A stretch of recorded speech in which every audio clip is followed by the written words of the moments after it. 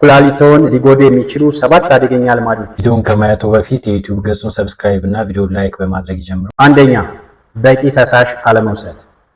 በቂ ውሃን አለመጠጣት የኩላሊት ስራ የሆነውን አላስፈላጊ ቆሻሻን ከሰውነታችን ማስወገድ በሚገባ እንዲያከናውን ስለሚያደርግ ቆሻሻው በኩላሊታችን ውስጥ ተከማችቶ ጉዳት እንዲያስከትል ያደርጋል። ሁለተኛ፣ የውሃ ሽንትን መቋጠር። የውሃ ሽንትን ማስወገድ በሚገባን ጊዜ ሳናስወግድ የምንይዘው ከሆነና ይህን ተግባር የምናዘወትር ከሆነ የሽንት ፊኛችንም ሆነ ኩላሊታችንን አደጋ ላይ የምንጥል መሆኑን ልንገነዘብ ይገባል። ሶስተኛ፣ ጨው የበዛበትን ምግብ መውሰድ።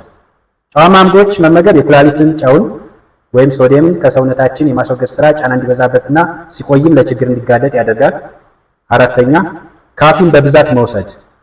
በሚጠማን ጊዜ ውሃ ከመጠጣት ይልቅ ለስላሳ መጠጦችን እንደ ጥቆራጭነት እንጠቀማለን። ካፊን የደም ግፊት መጠናችን በመጨመር ኩላሊታችንን ይጎዳል።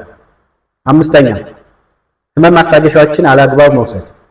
ቀላል ለሚባል የህመም ስሜት ህመም ማስታገሻዎችን መውሰድ አላስፈላጊና አልፎ ተርፎም ከባድ የሆነ የኩላሊት ጉዳት ሊያስከትል ይችላል።